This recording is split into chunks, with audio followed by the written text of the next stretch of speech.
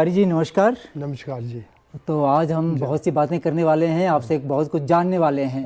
पहले ये एरिया पूरा बेखल के कांटे होते थे एक।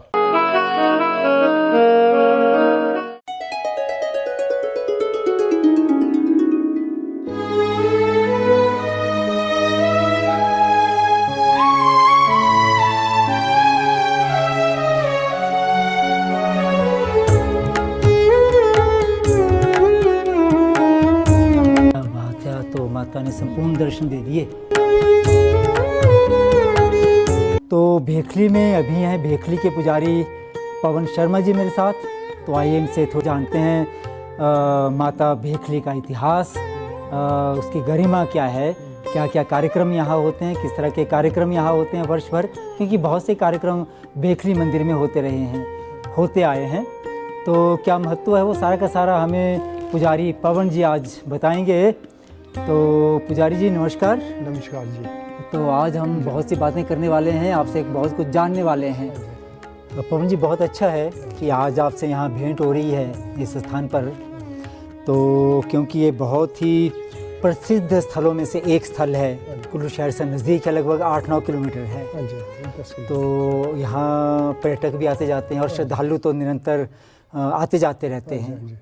तो वैसे तो इसको भेखली देवी कहा जाता है। हाँ जी, भेखली। लेकिन वास्तविक नाम इस देवी का क्या है? तो आपने देखो बोर्ड लगा हो बार भुवनेश्वरी भी माता ही बोलते हैं। हाँ, भुवनेश्वरी। तो, यहाँ पर ऐसे तो माता के कई रूप है, लेकिन यहाँ पर जैसे बोर्ड लगा हो बार इस भुवनेश्वरी रूप में पूजा होती है। जैसे ध्यान है माता का, बोलते हैं कि ओम बाल रवि धुति मिंदु किरीटाम तुम कुंचाम ने तुक्ताम स्मेर मुखिम बरदा कुछ पाशा भीति कराम प्रभजे भुवनेश्वरम। बोलना मतलब बाल रवि धुति एक छोटी सी लड़की 5-6 साल की, जिसका मुंह सूर्य के समान तेज चमकता हुआ, सिर पर मुकुट धारण की हुई और हाथों में कई प्रकार के अस्त्र शस्त्रों को धारण की हुई, जो यूनिवर्स से उत्पन्न हुई, ऐसी ईश्वरी को मैं प्रणाम करता हूँ, वो हुई भुवनेश्वरी। तो दूसरे शब्दों में जैसे आपने बोला भेखली के बारे में, अकॉर्डिंग टू लीजेंड, जो यहाँ के अनुसार पहले ये एरिया पूरा भेखल के कांटे होते थे एक, भेखल की झाड़ियाँ, उससे फूल था ये एरिया। अच्छा। तो बोलते हैं कि जब माता जगन्नाथपुरी में प्रकट हुई थी, वहाँ से हिमालय की ओर आई थी, तो जब यहाँ पर मेले होते हैं उस टाइम वार्ता होती है, गुड़ वगैरह होता है, जो देवखड़ी होती है यहाँ, तो माता वार्ता के द्वारा बोलती है कि तो उधर से आती हुई जगन्नाथपुरी मैदानों से होती हुई फिर मंडी से श्वेत घाटी होती है, ऊपर इन पहाड़ों से होती हुई लोढ़ियाछड़ी, अच्छा। फुंगड़ी टॉप जो है ऊपर। हाँ जी, उधर से 64 योगिनियों के साथ तो इधर आई थी। जब माता ने यहाँ देखा कि यहाँ पर भेखल नहीं कि भेखल का जंगल जो था यहाँ था इस एरिया में, तो माता ने देखा कि यहाँ सबसे शुद्ध स्थान है, तो माता ने सोचा कि मैं यहाँ पर प्रकट होंगी। तो ये जो एरिया था सारा ये था नारायण का। जब माता ने इस डिसाइड की कि माता यहाँ पर प्रकट होगी, तो तब माता ने यहाँ पर लीला करनी शुरू कर दी। तो बाकी 64 योगिनियाँ चले गई पहाड़ों में, जैसे कोई लोढ़ियाछड़ी में चले गई, कोई वो त्यूण साइड चले गई, कोई चंद्रखनी में चले गए, तो सारे 64। ये भी जगन्नाथपुरी के पास है भुवनेश्वर उड़ीसा, वहाँ भी आजकल जो 64 योगिनियों का मंदिर है। अच्छा। वो भी माता के साथ ही वहाँ से हिमालय की ओर आई थी। तो पुजारी जी जैसे आपने जगन्नाथपुरी का उल्लेख अभी किया, तो इसका मतलब है क्योंकि भुवनेश्वरी तो कहा जाता है इस माता को, लेकिन कई जगह मैंने बोर्ड पढ़ा जगन्नाथी देवी भी लिखा गया है, इसीलिए तो क्योंकि जगन्नाथपुरी से आई है तो इसीलिए इसको जगन्नाथी देवी के नाम से भी जाना जाता है। क्योंकि जगन्नाथ हुए कृष्ण जी, विष्णु कृष्ण जी हुए, उनकी बहन है ये भुवनेश्वरी। यहाँ भी नारायण का एरिया था पूरा।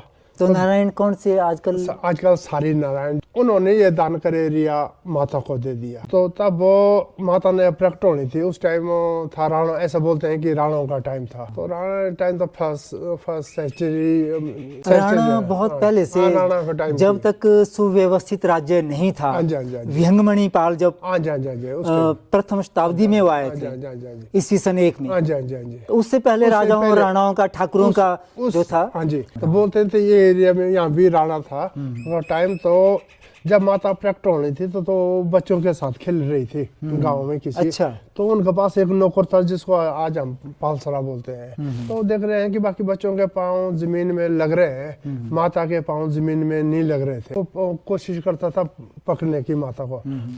माता उतने उस कोने में चल जाती। ऐसी लीला चलती रही। फिर एक दिन बोलते हैं कि यहाँ गुफा है पहाड़, तो गुफा के पास बच्चों के साथ गिट्टियाँ खेल रही थी।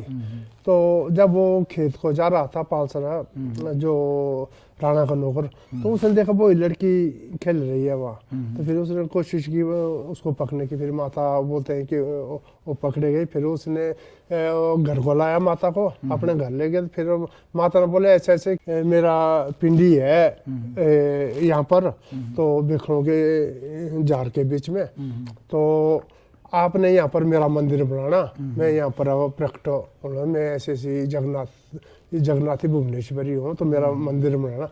तो फिर उन्होंने यहाँ पर लोगों ने इकट्ठे फिर देवता को पूछा। नारायण बोल कि मेरी बहन है, तो उनको मैंने इस जगह दे दी हुई, तो आपने यहाँ पर माता का मंदिर। फिर उसने पाठशाली के मंदिर बनाया गया। फिर वहाँ से मतलब डेरू टाइप बनाया गया यहाँ पर। डेरू जो अंदर गर्भगृह देखा ना आपने, गर्भगृह है वो आज भी वैसी है। एक जैसे होती है ना, एक होती है मूर्ति रूप में, एक यहाँ है पिंडी रूप में। जैसे मूर्ति होती है उसमें प्रतिष्ठा करते हैं, फिर वो तो, लेकिन ये आध्यात्मिक रूप जो अंदर से जो पिंडी रूप है ना, ये एनर्जी का प्रतीक है। तो जब नारायण ने मंदिर बनाया, इर्द गिर्द के जो देवी देवताओं ने सबने माता को अपना केवल माना। तो उसके बाद यहाँ की व्यवस्था शुरू हो गई। जो पुजारी थे उड़ीसा में जगन्नाथपुरी में, उनको रात को सपने में बताती थी माता कि मैं ऐसे ऐसे हिमालय में चले गई हूँ। तो फिर दिन को वो चढ़ना शुरू कर देते थे। इस ढंग से वो यहाँ पहुँचे, तो फिर पूजा आरंभ हुई यहाँ के। तो पवन जी, जो माता भुवनेश्वरी है, बेखली माता है, बहुत ज़्यादा महत्व माना जाता है, दशहरे से जुड़ा हुआ है। तो वो क्या प्रसंग है कि मैंने जो सुना है वो है कि जब तक यहाँ से कोई इशारा नहीं होता उस दिन, उस तब तक रथ जो है वो चलता नहीं है। साल में तीन मेले होते हैं यहाँ पर, एक बैसाख में, एक आषाढ़ में, एक शौज में। तो एक साखी जाच बोलते हैं, एक शानू बोलते हैं हम, एक शौज फेरा। अच्छा। जैसे आपने बात की शौज फेरा हो दशहरे की। तो जब कुल्लू दशहरा बना रहे थे, तो कुल्लू के राजा ने सोचा कि माता को भी बुलाते हैं। तो लेकिन माता का इनका बहुत डिसिप्लिन था।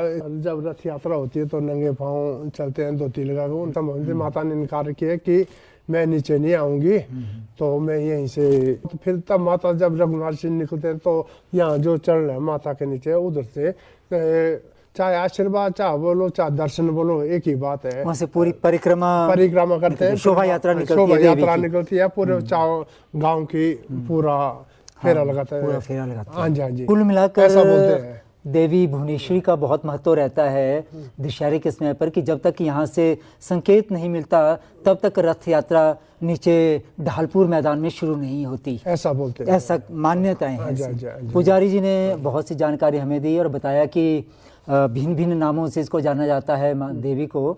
एक तो इसको भेखली देवी, क्यों बहुत ज़्यादा क्षेत्र जो था ये भेखल के झाड़ियों से भरा हुआ था, तो वहीं साफ सफाई करके नारायण जी जो यहाँ के स्थानीय देवता रहे, उन्होंने यहाँ स्थान दिया, दान करके माता को दान करके किया, और यहाँ ये स्थापित हो गई।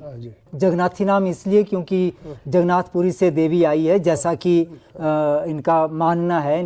तो पुजारी जी, आज बड़ा खुशफहम दिन रहा कि भेखली के दर्शनों के साथ साथ आपसे भी मुलाकात हो गई। ये तो मेरा सौभाग्य है। और यहाँ का पूरा इतिहास, लेकिन मैं मुझसे अनजाने में अगर मुझे अच्छे ढंग से एक्सप्लेन नहीं करना आता है, तो इसीलिए अनजाने जब कोई गलती और कोई गलती नहीं, उसलिए क्षमा चाहता हूँ। दरअसल ईश्वर के लिए, ईश्वर जो है ये नहीं कि आप संस्कृत में बात करेंगे तभी समझेगा, यहाँ पे एक विशेष भाषा में ही बात करेंगे तभी समझेगा।